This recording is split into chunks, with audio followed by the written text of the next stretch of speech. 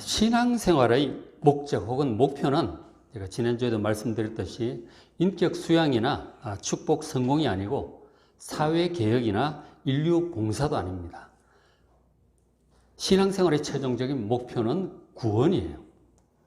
그래서 당분간 이 구원의 여정에 대해서 하나님 말씀을 전하려고 합니다. 이 구원이라는 말 뜻이 상당히 이제 좀 추상적으로 되어버렸는데, 죽어서 천국 가는 것, 뭐 이렇게 생각을 하시는데, 이 구원이라고 하는 단어, 히브리어 나찰이라고 하는 단어나 헬라어 소테르가 모두 위태로운 상황에서 구출받는 것을 의미하는 거예요.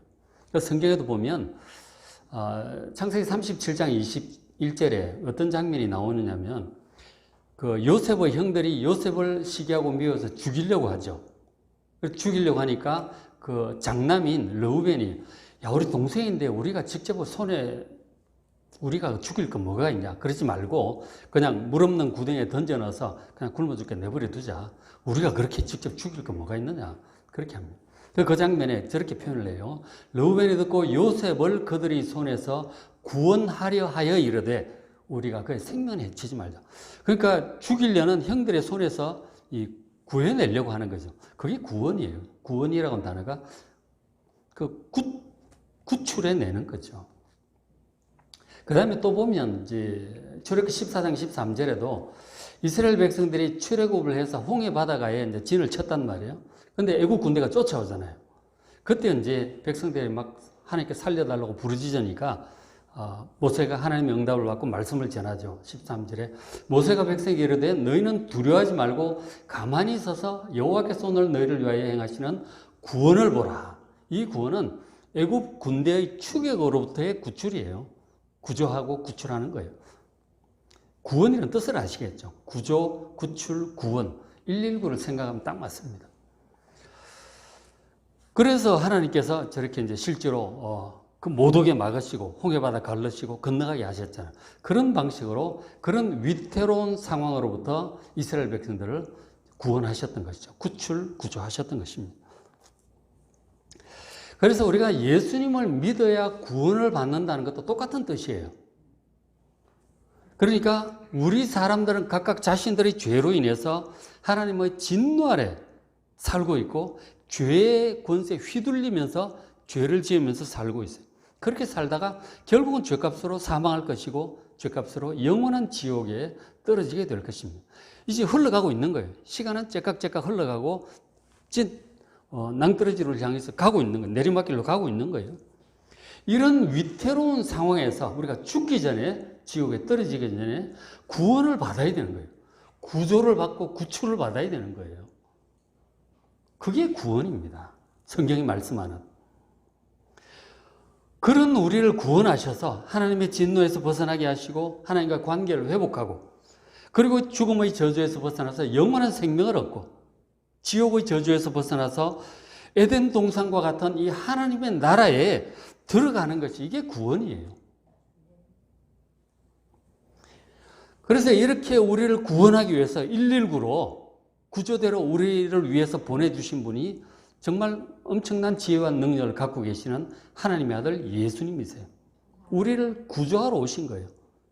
이 사망으로부터 구원하셔서 영생을 주시고, 지옥으로부터 구원하셔서 하나님 나라로 들어가게 하시려고 오신 분이, 우리의 119로 오신 분이 예수님인 거예요. 구원이라는 게 무슨 뜻인지를 아시겠죠? 자, 그래서 우리가 이렇게 구원받는다고 하는 것은 너무나 중요한 일이에요. 구원받지 못하면은 사망할 것이고 지옥으로 떨어질 것입니다.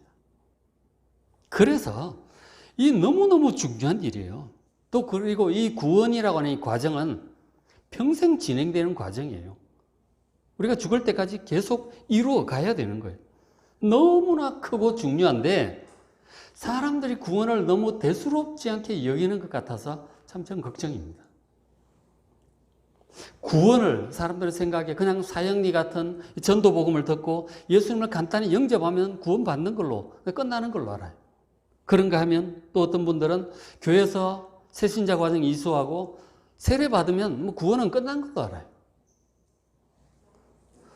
너무 쉽게 생각하는 거죠. 그래서 신학자들이 오죽하면 이 구원이 너무 값싼 구원이 되어버렸다고 신학자들은 탄식을 하고 있는 거예요. 성경은 그렇게 말씀하고 있지 않거든요.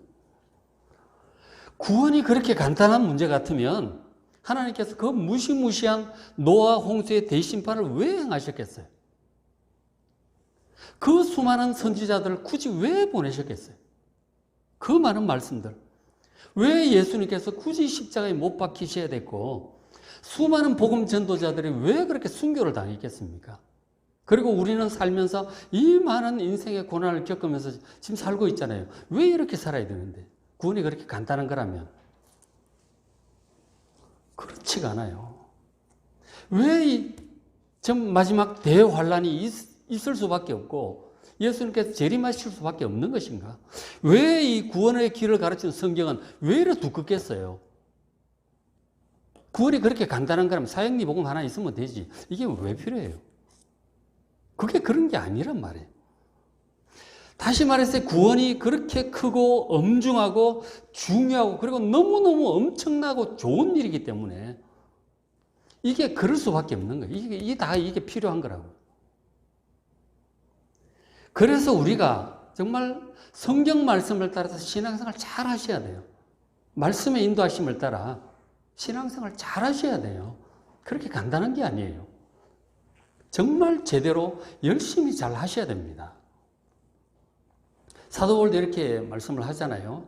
빌립보서 2장 12절에 그러므로 나의 사랑하는 자들아 너희가 나 있을 때뿐 아니라 더욱 나 없을 때도 언제든지 항상 복종하여 하나님 말씀 복종하여 하나님께 복종하여 두렵고 떨리는 마음으로 이 구원을 이루어 가라고 지금 말씀하고 있는 거예요. 평생 이루어 가야 되는 거예요. 그렇게 간단한 게 아니라니까요. 자, 지금 이스라엘 백성들 출애굽기 1장 상황, 출애굽기 1장 상황을 보시면 우리 아까 말씀을 같이 보았는데 이스라엘 백성들은 구원이 절실하게 필요한 상황이에요. 지금 이스라엘 백성들은 애굽에서 노예 생활을 하고 있는 중입니다. 자, 이 야곱 가족 70명이 아들 요셉 총리 덕분에 애굽에 가서 이제 가뭄을 잘 피할 수 있게 되었잖아요. 70여 명이 들어가서 자, 어떻게 되었느냐? 세월이 이제 많이 흘렀어요. 출애굽기 1장 6절에 요셉과 그의 모든 형제, 그 시대 사람들 다 죽었습니다. 죽었겠죠, 그죠? 100살 남짓 살다가 다 죽었고, 그리고 7절에 이스라엘 자손은 생육이 태어나고 번성하는 거죠. 중다하고, 이 많고, 번식하고, 창성하고, 심히 강대하여, 동사가 4번이나 겹쳐서 나오죠. 다양한 동사. 엄청나게 번성했다는 거, 막 쌍둥이도 낳고, 5명, 10명 막 튼튼하고 애 죽지도 않고, 엄청나게 번성을 하는 거예요. 야곱의 후손들, 다르게 표현해서 이스라엘 자손들. 이스라엘 자손이란 말은 야곱의 후손이라는 뜻이죠. 이스라엘이 야곱의 다른 이름이잖아요. 그 이스라엘 자손들이, 야곱의 자손들이 심히 번성해서 온 땅에 가득하게 되었습니다. 그 애굽의 이집트의 고센 지방의 삼각주 비옥한 지역에 아주 번성하게 되었어요. 참 좋은 일이죠. 너무 번성하니까 그 나라 주인 애굽 왕 이 바로가 걱정이 되는 거죠.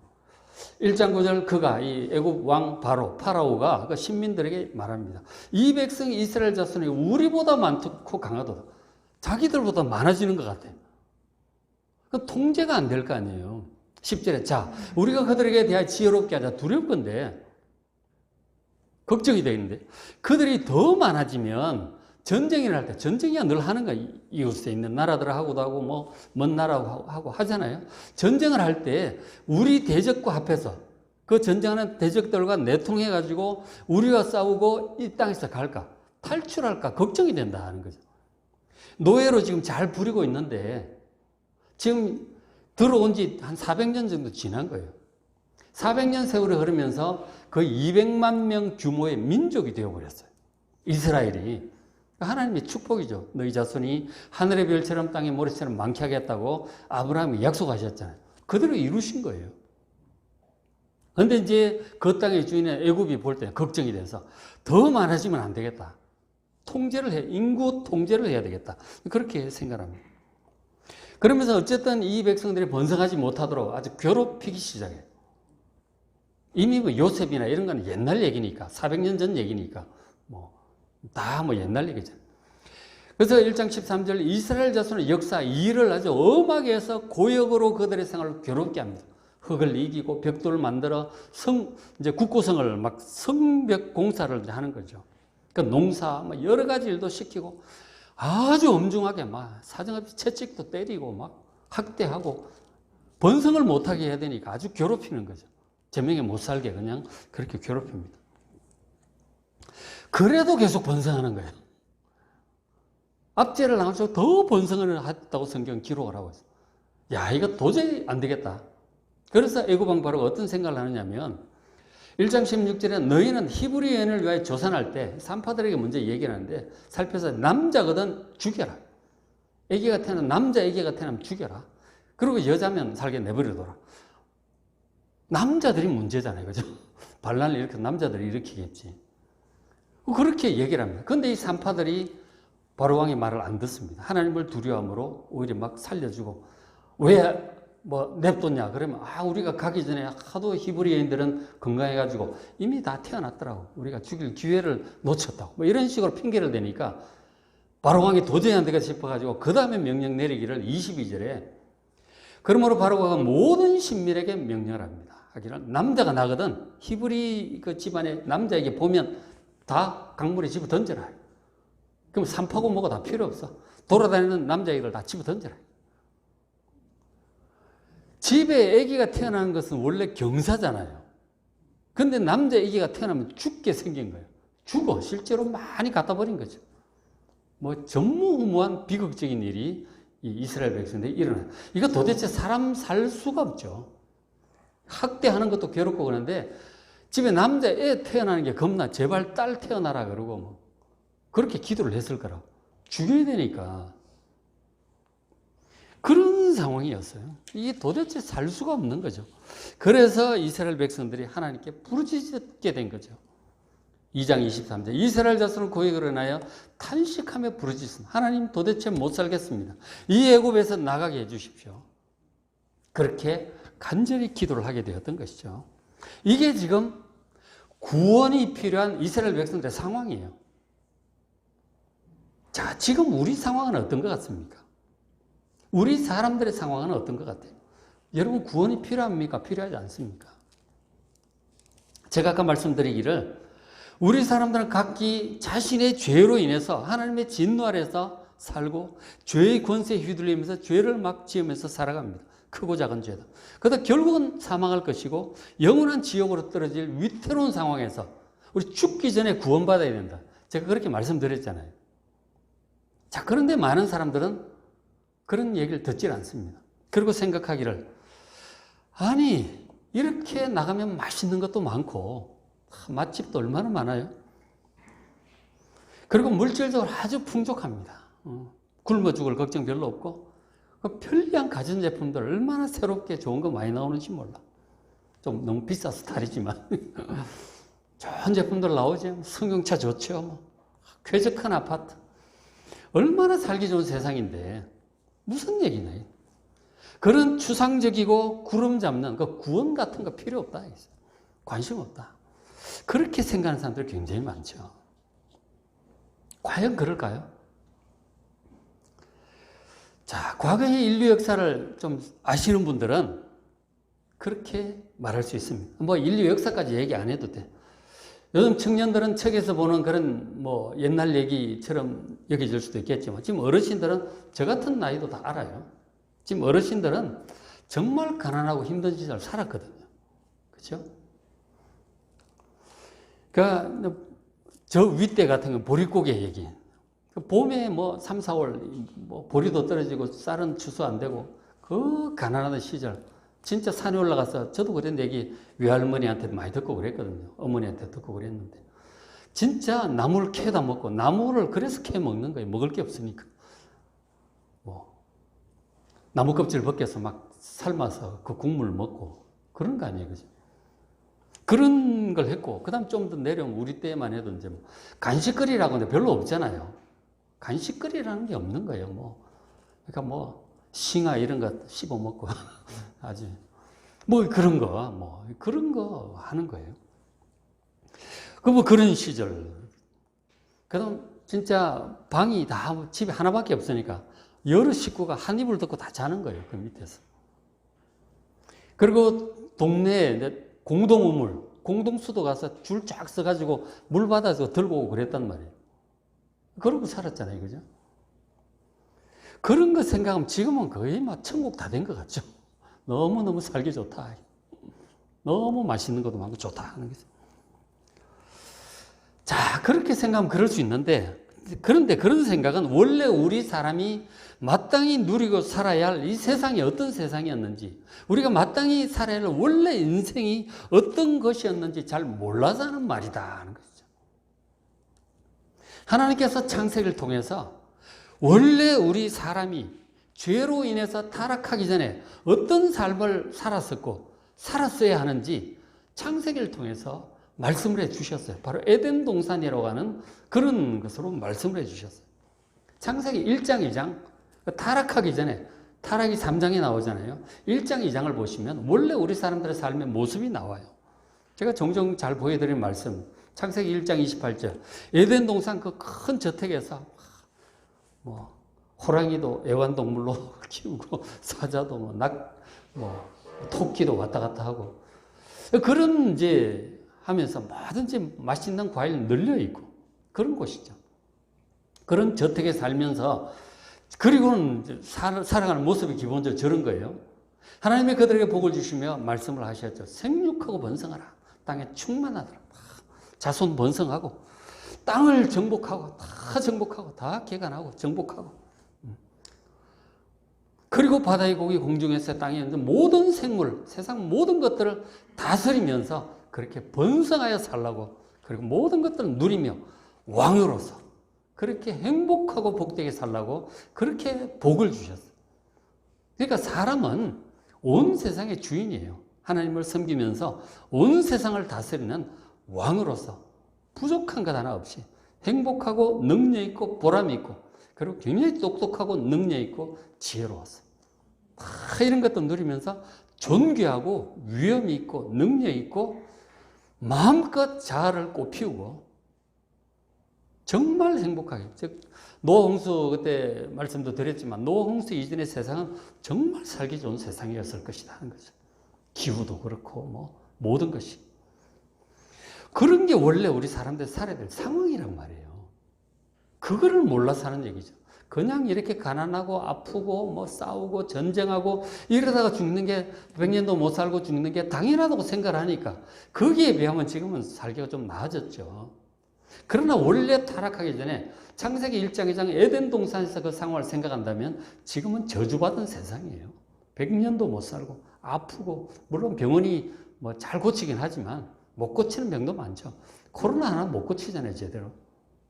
쩔쩔매고 있잖아요. 우리가 코로나가 지금 백신 나와서 극복의 희망 얘기를 하지만 변종 얼마든지 나올 수 있는 거예요. 지금도 그렇잖아요. 변종 몇 가지, 남아프리카 변종은 지금 코로나 백신도 잘 안 듣는다 그러잖아요. 그 다음에 코로나 23, 코로나 24 안 나오라는 보장이 없는 거예요. 마음을 놓을 일이 아닌 거예요. 이거 지금 죄로 인한 이 저주, 사망의 저주 속에 살고 있는 거예요. 영원히 정말 온 세상을 다스리며 살아야 할 인류가 지금 이렇게 되어버렸는데 뭐가 천국은 천국이에요. 저주받은 세상이라니까.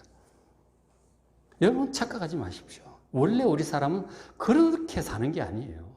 창세기 1장 2장처럼 살아야 되는 것이에요.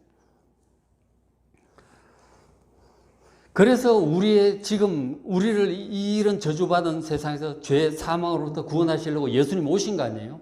그래서 예수님께서 오셔서 구원의 역사를 이루어가고 계시는데 2000년이 지났죠. 이루어가고 계시는데 그 구원이 완성된 모습에 대해서 성경 끝부분에서 또 말씀을 해주고 있죠. 원래 모습은 성경 첫 부분. 그리고 완전히 회복될 이 최종적인 구원 완성된 모습은 성경의 끝부분에 나오죠. 계시록 22장 3절에 다시는 저주가 없을 것이다. 죄의 저주, 사망의 저주, 전쟁, 미움, 가난, 죽음 이런 거 없을 것이다.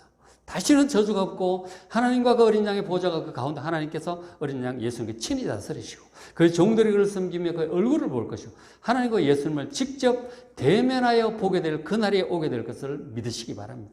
원래 아담과 하와도 하나님과 대면하여 살았어요. 다 놓쳐버렸지. 다시 대면하게 될 것입니다. 그리고 5절에 다시는 밤이 없어요. 피곤하지 않으니까 밤도 필요 없어요. 등불과 햇빛도 필요 없고 하나님의 영광의 빛이 세상에 가득하고 찬란한 그 빛. 주 하나님이 저에게 비추시면 저희가 세세토록 왕노릇하리로다. 영원토록 처음에 타락하기 전에 아담과 하와 온 세상을 그렇게 다스리듯이 그렇게 영영토록 왕으로서 영생을 누리며 완전한 행복을 누리며 왕노릇하게 될 것을 여러분 믿으시길 바랍니다. 이것을 여러분 소망하셔야 돼요. 정말 믿음의 눈으로 바라보고 하나님의 약속이고 예언이에요. 하나님의 약속이 여러분 안 이루어진 것이 있습니까? 성경의 주제는 하나님께서 약속하신 바, 말씀하신 바 반드시 이루어진다예요. 그게 모세 오경의 주제입니다. 아브라함에게 약속하셨고 그 약속 다 이루어지잖아요. 예수님을 통해서 약속하셨고 그것을 지금 이루어가고 있는 중이에요. 1.1획도 땅에 떨어지지 아니하고 그 모든 말씀이 반드시 이루어질 것을 믿으시고 여러분 소망하시길 바랍니다. 저 새하늘과 새 땅을 여러분 강력하게 소망하셔야 돼요. 이 저주받은 세상에서 낙을 두지 마시고 여기서 뭐 조금 벌고 조금 높이 올라가면 뭐 하겠어요? 영원한 새하늘과 새 땅에서 정말 큰 자가 되고 많은 상급을 받고 많은 것들을 소유하는 여러분 되시기를 주의 이름으로 축원합니다. 그런 소망으로 사는 사람이 이게 정상적인 신앙인의 마음이에요. 그런 마음을 가진 사람이 이게 제대로 된 신앙인이라 하는 거죠. 그 참된 그리스도인이고 하나님의 자녀예요. 그런 마음으로 살아가는 거죠. 자, 이런 완전한 구원에 도달하는 것이 바로 신앙생활의 목적이에요. 저게 구원이고 그 구원에 우리가 도달을 해야 되는데 이게 쉬운 일이 아니에요. 왜 그러냐면 우리 속에 우리가 예수 믿고 하나님의 자녀가 되어도 죄 용서받고 자녀가 되어도 우리 속에 우리 몸 속에 이 죄가 뿌리 깊이 자리를 잡고 있어요. 우리 물론 육신의 유지를 위해서 필요한 육신적인 본능이지. 그런데 하나님 순종하지 않으면 육신에게 끌려다니는 육신적인 사람이 돼요. 그러면서 죄를 먹고 마시면서 사는 거죠. 그 죄는 다 죄값을 또 치르게 되죠. 대가를 치른다니까. 잘못을 하면 이게 돌아와요. 고생해요. 고생을 해요. 그게 이제 이 죄의 뿌리가 우리 속에 있고, 그리고 세상에 이 악인들이 많아요. 하나님을 전혀 경외하지 않는 사람들. 육신을 따라서 뭐 양심 없이 살아가는 그런 많은 악인들이 있기 때문에 그 속에서 살면서 우리가 정말 의롭게 산다는 게 쉽지는 않거든요. 우리 속에도 죄의 욕구가 있고 세상 풍조가 그렇기 때문에 정말 하나님의 백성답게 의롭게 거룩하게 살아가는 게 쉽지를 않아요.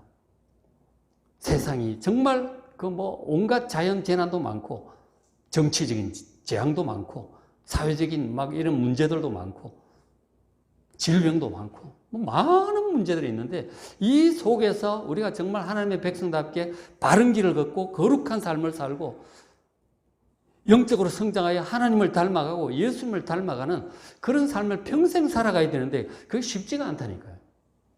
근데 어떻게 구원을 그렇게 쉽게 생각을 하세요? 보통 착각이 아닌 거죠. 구원은 그렇게 값싼 게 아니에요. 그래서 지금 이 출애굽기가 그런 의미에서 굉장히 중요한 것을 우리에게 말씀을 해주고 있어요. 이 구원에 도달을 해야 되는데 우리가 구원을 받고 인생의 과정을 거쳐서 최종 종착지까지 도착하는 그 모든 과정을 출애굽기가 비유적으로 굉장히 다 보여주고 있어요. 출애굽기가 기가 막힌 책이에요. 그래서 출애굽기를 전체 구조를 잠깐 설명을 좀 해드리려고 합니다. 좀 더 자세한 내용은 제가 지난번에 그 출애굽기 소개할 때 맥체인 성경 읽기 여러분 들어가서 출애굽기 소개를 한번 보시면은 좀 더 자세히 나와 있고 그 출애굽기 앞으로 계속 할 거예요. 한번 잘 보시길 바랍니다. 그 출애굽기에 나와 있는 구원의 여정에 대해서 제가 간단히 말씀을 드릴게요. 자, 출애굽기 1장에 보면은 지금 구원이 필요한 배경이 나와 있었죠. 그 압제 속에, 지금 바로의 압제 속에 그 엄한 노동과 막 학대와 그런 속에 살고 있는, 그 하나님의 구원이 지금 필요하잖아요. 그래서 부르짖는 것이죠. 우리도 그런 죄 가운데 멸망해 가고 있는 중에 구원이 필요한 거예요, 우리가. 그래서 하나님 찾아야 되는 거예요. 구원이 필요 없다고 생각하고 여기가 천국이려니 그러고 살고 있으면 결국은 이제 영원한 멸망에 떨어지는 거죠. 그렇죠? 지금 구원이 필요하다는 상황을 여러분 잘 인식을 하셔야 돼요. 그것을 알기 위해서 우리가 창세기 1장, 2장을 제가 얘기를 하는 거예요. 원래 그렇게 돼야 되는 거예요. 그리고 계시록 22장처럼 하늘과 새 땅에 들어가야 되는 거예요. 지금 우리는 구원이 필요합니다. 따뜻한 물 속에서 이 개구리가 따뜻하고 좋으니 하고 그 있다가 그냥 아주 쪄 죽는 거예요. 그렇게 되지 않도록. 그러니까 구원이 우리가 필요합니다. 그래서 이제 2장부터 4장 하나님께 부르짖죠. 부르짖으니까 하나님께서 구원자로 모세를 준비해서 보내주셨어요. 모세가 구원자로 온 거예요. 백성들 하나님 말씀을 전하고 표적을 보여주고 하나님 믿게 하고 그리고 나가자고 하는 그 말에 순종해서 지금 이제 준비하는 거죠. 구원자의 말을 잘 듣고 따라가야 구원에 이르게 되는 거예요. 구원의 최종 종착지는 약속의 땅이에요. 지금 이곳이 아니고 약속의 땅이라니까. 거기에는 가나안 7족속이 있던 그 팔레스타인 그쪽을 지금 말씀을 하고 아주 비옥한 땅, 자유로운 땅이에요. 그 약속의 땅을 향해서 가는 것이 구원의 여정이에요. 그것이 바로 지금 우리로서는 새하늘과 새 땅이죠. 자, 그곳을 향해서 우리가 이제 가야 되는데 구원자를 하나님 보내주셔서 그 구원자의 말을 잘 듣고 믿고 순종해야 돼요. 몰라, 아무도 몰라. 그건 하나님께서 보내신 구원자의 말을 잘 듣고 믿고 순종해야 따라갈 수 있는 거예요. 그래서 구원자 모세가 어떤 과정에 태어나고 성장하고 또 이제 백성에게 오죠. 하나님을 만나고 말씀을 듣잖아요. 출애굽기 3장에 가서 내 백성을 구원해내라 그러셨죠. 일단 애굽을 탈출을 시켜야 되는 거죠. 탈출이 끝이 아니에요. 탈출한 다음에 약속의 땅에 들어가야 끝나는 거예요. 탈출을 한 것을 우리가 예수 믿고 죄 용서받고 구원받았다. 이제 보통 그렇게 표현을 하죠. 근데 애굽에서 탈출을 한 거예요. 죄 용서받고 하나님의 자녀가 된 거죠. 그러나 그 다음에 많은 과정이 기다리고 있고 최종적으로 약속의 땅에 들어가야 끝나는 거라니까. 세례받았다고 사형리 예수님 영접했다 끝나는 게 아니에요. 시작일 뿐이에요. 그는. 어쨌든 구원자의 말을 잘 듣고 믿고 순종해야 돼요. 지금 우리를 죄로부터 구원할 구원자가 누구예요? 바로 하나님의 아들 예수 그리스도이십니다. 예수님께서 우리의 구원자로 오셨거든요. 그래서 그 예수님의 말씀을 여러분 잘 듣고 잘 들어야 돼요. 그리고 그대로 믿고 그대로 순종하셔야 돼요. 그래야 갈 수 있습니다. 여러분 예수님 말씀 잘 아세요? 뭐라고 말씀하셨는지? 어떻게 알겠어요? 성경 직접 보셔야 돼요. 제가 설교를 하지만 부분 조금 얘기하잖아요. 직접 보십시오. 지금 우리 누가복음 읽고 있잖아요. 뭐 출애굽기도 읽고 욥기도 읽고 있는데 직접 보셔야 돼요. 구원자의 말씀을 직접 듣고 묵상하고 그대로 믿고 그대로 순종해야 되는 거죠. 모든 그 말씀들을. 자, 그렇게 해서 이제 모세가 출현해서 이제 행동을 시작하죠. 바로에게 가서 보내달라. 사흘 길쯤 광야로 가서 하나님께 제사를 드려야 되겠다. 하나님께서 그렇게 하라고 하셨다. 하니까 바로가 순순히 내줍니까? 200만 노예들을 그냥 내줄 사람이 어디 있어요? 사탄은 하나님 백성들이 잘 안 내주려고 합니다. 끈질기게 붙들고 있어요. 그래서 결국 어떻게 되는가? 난리들이 이제 나는 거죠. 7장부터 13장. 그 바로가 항복할 때까지 하나님께서 계속 이제 재앙을 보내십니다. 그러니까 뭐 애굽에 물이 피가 되고 무슨 개구리 때, 메뚜기 때, 이런 것들이 막 난리가 나니까 결국은 이제 바로가 항복하고 백성들로 하여금 나가라고 이제 두 손을 드는 거죠. 항복하고 내보내주는 거예요. 어쨌든 하나님의 능력으로 이 사단의 권세, 죄의 권세, 사망의 권세로부터 벗어나게 탈출을 하게 되는 거죠. 애굽에서 나오게 되는 거라고. 그래서 예수님을 이제 저게 이제 뭐라고 표현해야 될까? 회개하고 예수 믿는 것을 의미하는 거예요. 지금으로 치면은 근데 사람들이 회개를 잘 합니까? 내가 무슨 죄를 지었나? 내가 뭐 감옥 갈 죄를 지어서 죄인이라는 것도 몰라. 근데 성령께서 정말 우리의 영적인 눈을 열어주시고 어떤 계기를 통해서 혹은 뭐 일이 잘 안 되고 망하고 마음이 낮아지는 가운데서 자기 자신을 돌아보게 되고 죄를 깨닫게 되고 회개하고 그리고 예수 믿게 되잖아요. 그런 이런저런 우여곡절을 통해서 회개하고 예수를 믿게 되는 거죠. 그렇게 해서 죄 용서받고 하나님 자녀가 되는 거예요. 그게 애굽에서 탈출하는 거예요. 그게 구원의 다가 아니다. 그게 구원받았다라고 얘기를 해버리면 안 되는 거예요. 구원의 시작이에요. 자, 그렇게 해서 애굽에 탈출해서 갔는데 이제 어떻게 돼요? 홍해 바다를 만납니다. 홍해 바다 만나가지고 막 애국 군대 쫓아오지 바다 막 하나님께 간절히 살려달라고 기도합니다. 하나님께서 애국 군대 못 오게 막아놓고 홍해 바다 갈르시잖아요. 건너가잖아요. 그래서 기적적으로 탈출합니다. 그러니까 홍해 바다를 건너가고 쫓아오던 애국 군대 수장되고 그러잖아요. 이렇게 함으로써 과거와 완전히 단절이 되어버리는 거죠. 하나님 백성이 되기 전에 과거와 완전히 단절이 되어버려요. 그러니까 홍해바다 건너가는 것이 사도 바울이 비유적으로 말을 하기를 고린도전서에서 그것이 바로 세례라고 표현을 해요. 세례가 홍해바다 건너가는 거예요. 과거와의 단절입니다.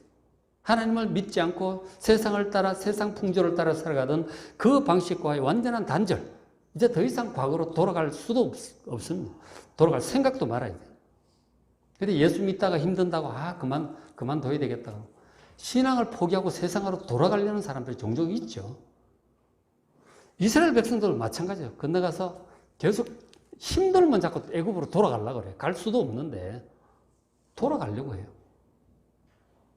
그런 사람들은 다 그냥 애굽에 돌아오지도 못하고 가나안 땅도 못 들어가고 그렇게 광야에서 죽고 말아요.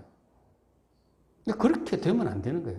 그러니까 예수님 말씀에 쟁기를 잡고 뒤를 돌아보는 자는 하나님의 나라에 합당치 않다고 그러셨어요. 절대로 뒤돌아볼 생각 말고 신앙 버리고 세상으로 돌아갈 생각하면 이건 죽도 밥도 안 되는 거예요.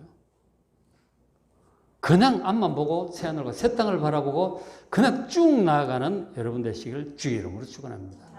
홍해 바다를 건넌 거예요. 세례받았다고 하는 것은.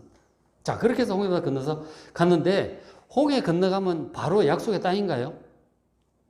아니에요. 광야가 기다리고 있습니다. 예수 믿고 난 뒤에 이 광야 인생을 살아가야 되는 거예요. 16장부터 18장까지 광야 생활이 시작이 되는데 광야가 어떤 곳입니까? 물이 별로 없어. 물도 없고 살다 보면 양식도 떨어지고 출애굽할 때 지고 나올 양식 다 먹잖아요. 그러니까 굶어 죽겠다고 또 뭐 모세 원망하고 애굽 돌아가겠다 그러고 왜 불러냈냐 그러고 막 그렇게 믿음이 적어서 그런 거죠. 하나님께서 어련히 뭐 계획이 없으시겠어요? 여러분 하나님 믿으시기 바랍니다. 아무리 광야고 막다른 골목일지라도 하나님께서 계획을 다 가지고 계신다니까요. 그러니까 하나님께 간구했더니 하나님께서 뭘 보내주셨어요? 하늘에서 만나를 보내주셨어요. 그래서 그 만나 먹고 광야를 살아갈 수가 있었어요. 하나님의 은혜가 있어요. 여러분 걱정 마시기 바랍니다. 물이 떨어지니까 반석에서 물을 터뜨리셔. 이건 뭐 전무만 듣도 보도 못한 일들을 하나님께서 하시면서 어쨌든 하나님 섬기기 시작하면 광야지만 기적이 있어요. 어차피 인생은 광야예요. 광야라니까요. 그러니까 인생이 광야라는 사실을 지금 출애굽기가 보여주고 있는 것입니다. 자, 그렇게 해서 광야에서 힘든 일도 겪지만 그 일들을 해결해 가신 하나님의 능력도 경험하게 되는 것이죠. 그러면서 이 하나님께 대한 믿음이 점점 자라가요. 산 믿음이죠.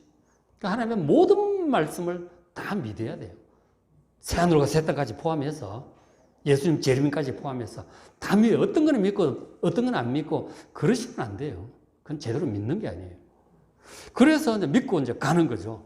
근데 약속의 땅을 이제 말씀을 하셨는데 그 약속의 땅이 이제 안 나오고 이제 광야가 힘이 드는 거죠. 그러다 보니까 우여곡절이 생기는 거죠. 뭐 자꾸 뭐 돌아가겠다 그러고 뭐 원망하고 불평하고 뭐 회의적인 그런 얘기들 약속의 땅에 있긴 있는 거야. 뭐 이래갖고 뭐 모세를 공박하고 이제 그런 일들이 자꾸 생기죠. 하나님을 말씀을 제대로 못 믿는 거죠. 여러분 하나님 말씀 믿으셔야 돼요. 믿으셔야 돼요. 아무리 힘들어도. 어쨌든 저기서 광야 생활을 적응을 좀 해가요. 하나님을 믿고 이 극복해가는 것을 배우는 거죠. 산 믿음이 그렇게 자라갑니다. 자, 그러다가 이제 어디에 도착합니까? 시내산에 도착을 해요. 19장에서 24장. 시내산에 도착해서 하나님께서 시내산 위로 강림을 하시고, 시내산 위에서 십계명을 직접 말씀을 하십니다. 영적인 체험을 하게 되는 거죠. 신앙생활을 하다 보면 영적인 체험을 하게 돼요.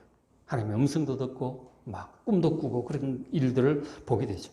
그렇게 하면서 하나님의 말씀을 배웁니다. 십계명부터 시작해가지고. 하나님의 백성이 어떻게 살아야 되는가를 배우는 거죠. 하나님의 백성은 분명히 살아가는 모습이 다른 거예요. 세상 믿지 않는 사람과 다른 거예요. 거룩함, 의로움, 선함, 그런 것들에 대해서 배우는 거죠. 여러분, 하나님 말씀 잘 듣고 그대로 순종하여 행하시기 바랍니다. 그렇게 믿음이 자라고, 그리고 점점 거룩해지고 아버지를 닮아가고 예수님을 닮아가는 거죠.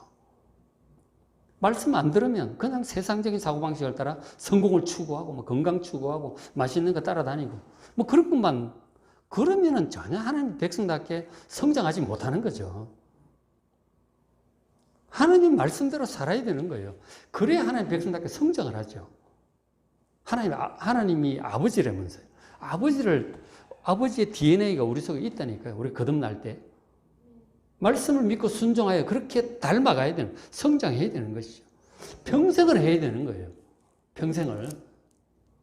말씀을 안 읽고 무슨 수로 뭐 하겠어요? 방법이 없다니까. 말씀을 읽으셔야 돼요. 이렇게 조금 듣는 걸로 택도 없이 부족하다는 거죠. 그래서 하나님 말씀을 저기 잘 배웁니다. 그리고 하나님 언약을 하기를 우리는 결코 다른 신 쳐다보지도 않고 오직 하나님만 경배하고 예배하고, 그리고 하나님 모든 말씀 그대로 행하겠습니다. 그렇게 약속을 하죠. 그 하나님께서는, 백성들은 그런 약속을 하고 하나님께서는 약속의 땅으로 반드시 인도하겠다. 그렇게 약속을 하신 거예요. 그게 하나님과 하나님 백성 사이의 약속이고 언약이죠. 그게 이제 예수님 오셔서 새로운 약속을 하기 전이라 구약이라고 합니다. 구약의 장면이 올드 테스타멘트예요. 언약을 해요. 하나님 말씀을 잘 듣고 믿고 순종하여 그렇게 살아야 되는 것이죠. 그리고는 하나님께서 또 아주 은혜로운 말씀을 해주셨는데 25장 31장까지 성막을 지으라고 하셨어요. 그 이유는 이제 하나님께서 하늘에서 시내산 위로 강림을 하셨어요. 그래서 말씀하셨죠. 그리고 이제 내가 너희 가운데 직접 내려가겠다 그러셨어요. 그래서 내가 거할 성막을 지어라. 홀리 텐트를, 태브네클을 지으라고 말씀을 하셨어요. 성막을 짓도록 하셨어요. 어떻게 가로는 몇 규빗, 세로는 몇 규빗, 높이는 얼마, 번제단이 어떻고, 지성소, 성소 쫙 자세한 얘기를 해주셨어요. 왜냐? 하나님께서 백성 가운데 함께 동행하시겠다는 거예요. 위에서 지시하는 게 아니고 함께 가시겠다는 거예요. 하나님은 우리 속에 들어오기를 원하세요. 임마누엘이 하나님이시라니까. 그렇게 해서 성막을 지켰어요. 이 얼마나 중요한 은혜로운 말씀입니까? 그 성막에 대해서 하나님께서 산 위로 모세를 부르셔서 자세히 얘기를 해 주십니다. 직접 이제 25장에 31장 읽어보시면 재미가 없을 수도 있습니다. 막 길이가 어떻고 세로가 높이가 어떻고 맨날 그런 얘기만 하니까. 근데 굉장히 중요한 설계도죠. 그 하나님의 성품이나 성품을 그 속에서 우리가 또 볼 수 있어요. 성막에 아주 빠진 사람이 또 있죠. 우리 강문호 목사님 같은 경우는 평생 성막을 연구하면서 성막 강의하고 그렇게 하셔. 성막이 그렇게 중요한, 거기 보면은 예수님의 성품도 다 나오고 하나님의 성품 다 있어요, 거기. 그곳에 하나님께서 거하시니까. 그거 굉장히 중요하죠. 자, 그렇게 성막 제작을 말씀을 하셨어요. 얼마나 은혜롭고 좋습니까? 자, 그런데 이제 문제가 생기기 시작합니다. 바로 인간의 죄악성이에요. 그게 이제 문제를 일으키기 시작하는 거예요. 이게 문제라니까. 그 산 위에서 모세가 올라가서 성막에 관한 지시를 받고 있는데 그게 40일 정도 걸렸어요. 모세가 약 시간을 안 정하고 올라가더니 40일을 안 내려오니까 지도자가 백성들의 생각이 걱정이 되는 거죠. 산에 올라가다 미끄러져서 떨어졌나, 짐승한테 물려갔나. 그러면서 이 백성들이 산 밑에 남아있던 모세의 형인 아론에게 얘기합니다. 우리를 위해서, 지금 모세는 죽었는지 어찌됐는지 여호와 하나님 잘 모르겠다. 우리를 인도할 신을 만들어라. 그래도 백성이 압박을 하니까 이 아론이 원치는 않았겠지만 어쩔 수 없이 금송아지를 만듭니다. 애굽에서 다 하던 버릇이죠. 이게 우리 신이다. 그리고 막 그거를 막 섬기면서 여호와 하나님이다. 출애굽시킨 여호와 하나님이다. 그리고 뭐 축제를 하고 난리가 난 거죠. 하나님 진노하셨어요. 그 앞에가 24장에서 하나님과 피로서 언약을 맺었거든요. 하나님만 섬기겠다고. 쉽게 하면 하나님 외에 다른 신을 섬기지 않겠다. 우상을 만들지 않겠다. 그렇게 하나님과 피로서 맹세를 했건만 40일 만에 어기까지 우상을 섬기는 것입니다. 만들고. 하나님 진노하십니다. 하나님께서 백성을 완전히 멸망시키려고 피로서 언약을 했으니까 죽어 마땅하죠. 완전히 멸망시키려고 하나님 진노하셨나. 모세가 정말 애절하게 처절하게 하나님께 간구합니다. 하나님 이렇게 멸망시키려고 이렇게 애굽 탈출시키셨습니까? 온 세상 사람들 하나님 뭐라고 하겠습니까? 하나님 능력이 없어가지고 죽였다고 그렇게 얘기하지 않겠느냐고 막 하나님께 그런 얘기하고 그 백성들을 멸망시키려면 저를 하나님의 생명책에서 이름 지워달라고 막 그렇게까지 하니까 목숨 걸고 하나님께 용서해달라고 구한 거죠. 그 중보자의 중보기도가 그렇게 중요한 거예요. 하나님께서 그 모세 기도를 받으시고 2차, 3차에 걸쳐서 막 모세가 또 금식 기도하고 막 그렇게 하죠. 하나님께서 모세 기도를 받으시고 용서하셨어요. 이 중보자의 기도가 엄청나게 중요하죠. 바로 우리를 위한 그러한 중보 기도를, 지금 우리를 위하여 십자가에 죽으신 예수님께서 부활 승천하셔서 하나님 우편에서 그렇게 우리를 위해서 중보 기도하고 계심을 믿으시기 바랍니다. 그 중보 기도 때문에 우리가 종종 죄를 짓고 허물이 있는데도 우리가 망하지 않고 죽지 않고 살아있는 거예요. 여러분 하나님 우편에 계시는 우리의 대제사장 예수님께 감사하시기 바랍니다. 그렇게 죄 문제가 한 번 하고 끝나는 게 아니라 계속 그런 식으로 문제를 일으킵니다. 우리 인간의 속에 있는 죄악성이 뿌리 깊은 죄악성이 문제라 그랬잖아요. 그래서 구원이라는 게 그렇게 간단한 게 아니에요. 너무너무 뿌리가 깊고 세상에 죄악의 세력은 가득 차고 툭 하면 돌아가는 거예요. 정신 안 차리면. 죄에 끌려간다니까요. 그렇게 구원이 쉽겠습니까? 그냥 먹고 싶은 거 다 먹고 뭐 놀고 싶은 거 다 놀고 성경은 보지도 않고 뭐 기도도 안 하고 어떻게 가겠어요? 언제 어느 귀신이 와서 끌고 갈지 모릅니다. 쥐도 새도 모르게 끌려갈 수 있어요. 그러니까 구원이 쉬운 일이 아니라 정말 정신 똑바로 차려야 돼요. 예수님 말씀에 항상 깨어 있으라 그랬잖아요. 사탄의 책략, 가장 중요한 책략이 거짓말이에요. 세상에 거짓 사상이 가득합니다. 어느 사상에 끌려갈지 몰라요. 신앙 다 버리고. 그러면 구원 못 받는 거죠. 이게 쉬운 일이 아니라 정신 차려야 돼요. 자, 그래서 이제 그 모세의 목숨을 건 기도로 저렇게 용서를 받고 다시 회복이 돼서 하나님께서 다시 말씀을 하세요. 그럼 좋다. 성막 지어라. 내가 다시 내려가겠다. 다시 내려가겠다. 성막 지으라고 하셔서. 그 성막을 짓습니다. 35장에서 40장 성막을 그렇게 완성을 해요. 딱 완성을 하니까 어떤 일이 일어난 줄 아십니까? 성막이 딱 완성되니까 성막 그 뒷부분에 지성소가 있는데 지성소 위에 구름 기둥이 임합니다. 하늘로부터 구름 기둥이 쫙 하나님이 내려오셨다는 얘기죠. 지성소에. 구름 기둥으로 임하요. 밤 되니까 그 속에 불이 보입니다. 불 기둥이 되는 거죠. 그래서 이제 약속의 땅에서 가는데 어떻게 가느냐면 이제 출발할 때 되면 성막 그 위에 그 구름 기둥이 하늘로 떠올라가. 구름 기둥이 잘로 이동을 해요. 그럼 전부 이제 그쪽을 따라가는 거예요. 그리고 가다가 구름 기둥이 서요. 그러면 거기 전부 진을 칩니다. 그 밑에다가 딱 그 자리에다가 이제 지성소 딱 성막하고 그럼 구름 기둥 내려오는 거죠. 그리고 동서남북으로 12지파가 진을 쳐요. 그 자세한 내용이 민수기에 나오죠. 그렇게 해서 약속의 땅에서 가는 거예요. 하나님께서 친히 인도하신다니까. 세상이 너무 험하기 때문에 광야 인생, 우리 속에 있는 죄악성 이게 쉽지 않기 때문에 하나님이 직접 오셔서 지금 인도해 가시는 거예요.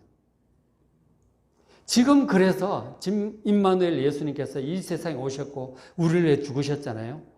그 부활 승천하신 다음에 우리를 인도할 하나님 보혜사 성령께서 우리 속에 오셨죠. 오셨어요. 그리고 그 성령 안에서 예수님도 계시고 하나님도 계시고 우리 안에 다 계세요. 왜?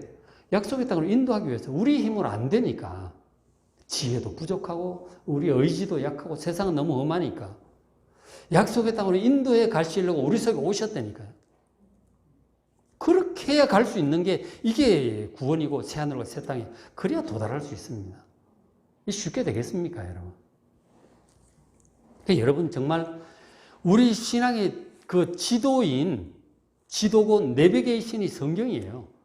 지도 없이 내비게이션 없이 어떻게 그 목적지 새하늘과 새 땅 여러분 길을 아는 분이 있어요? 지도 여러분 지도 있습니까? 그 지도가 성경이라니까. 내비가 성경이라니까요.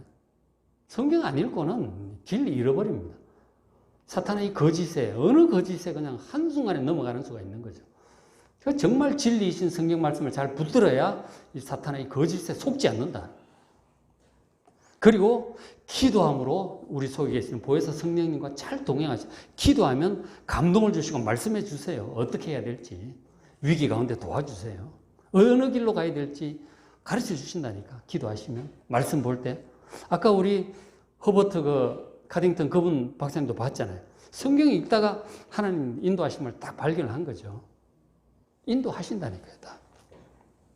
그래서 여러분 정말 성경 말씀 늘 읽으시고 기도함으로 삼위 하나님과 동행하셔서 새하늘과 새 땅까지 무사히 잘 도착하기를 주의 이름으로 축복합니다.